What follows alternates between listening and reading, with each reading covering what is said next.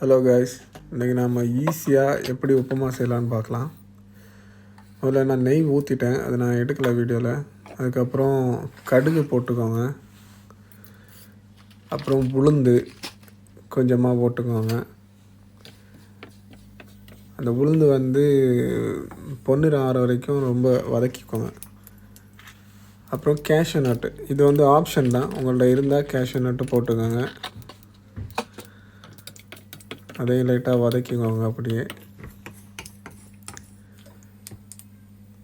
அப்புறம் கருவேப்பிலை, கறி லீவ்ஸ், அதையும் போட்டு லைட்டாக வதக்கிக்கோங்க. அப்புறம் கட் பண்ணி வச்சுருக்க இஞ்சி, பச்சை மிளகாய், அதையும் போட்டு நல்லா வதக்கிக்கோங்க. கூட 2 காஞ்ச மிளகாயும் போட்டுக்கோங்க. உங்களுக்கு காஞ்ச மிளகாய் காரம் கம்மியாக வேணும்னா காஞ்ச மிளகாய் கம்மியாக போடுங்க, அதிகமாக வேணும்னா இன்னும் 2 ஜாஸ்தியாக போட்டுக்கோங்க. அது கூட ஒரே ஒரு பெரிய வெங்காயம் கட் பண்ணி சின்ன சின்னதாக போட்டுக்கோங்க. அது கூட ஒரு கேரட்டும் ஆப்ஷன் தான், உங்களுக்கு விருப்பம் இருந்தால் நீங்கள் போட்டுக்கலாம். இது நல்லா வதங்கணும்னு இல்லை, லைட்டாக வதங்கினா கூட ஓகே தான். இப்போ நான் 1 கப் ரவைக்கு 2 கப் வாட்டர் எடுக்கிறேன். இது நான் குழஞ்சி தான் எடுக்க போகிறேன். இப்போது உங்களுக்கு குழையாமல் வேணும்னா 1.5 கப்பு தண்ணி எடுத்துக்கோங்க, அதுவே சரியாக இருக்கும். நான் இப்போ 2 கப்பு தண்ணி எடுத்திருக்கேன். இது இப்போ கொதிக்கணும் நல்லா.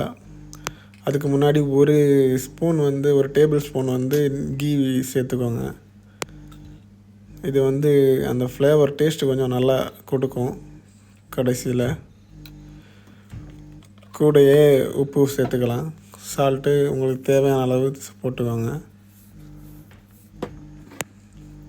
இப்போ இது நல்லா கொதித்து வரணும். கொதித்து வந்ததுக்கப்புறம் தான் நம்ம ரவை சேர்க்கணும். நான் ஆல்ரெடி ரவை வறுத்து தான் வச்சுருக்கேன், நான் அது வீடியோவில் காமிக்கலை. இப்போ நம்ம ரவை சேர்க்கலாம். இப்போ நல்லா கொதிச்சிருச்சு, இப்போ நம்ம ரவை சேர்க்கலாம்.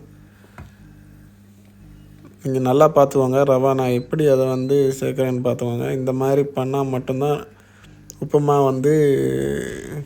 சரியாக வரும். இல்லைன்னா கட்டியாக ரவை உள்ளே சேர்ந்துடும். அதுக்கப்புறம் கடைசியில் நமக்கு சாப்பிடும்போது நல்லா டேஸ்ட்டு கிடைக்காது. ஸோ இந்த மாதிரி நல்லா கொஞ்சம் வேகமாகவும் உப்புமாவும் மெதுவாக கொஞ்சம் கொஞ்சமாக தட்டிக்கோங்க. அதில்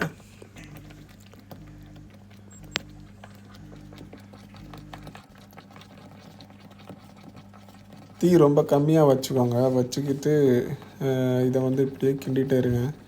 அது இன்னும் கொஞ்சம் தண்ணி போய் ட்ரை ஆகணும். அப்போ தான் அந்த ரவா கொஞ்சம் நமக்கு டேஸ்ட்டாக கிடைக்கும்.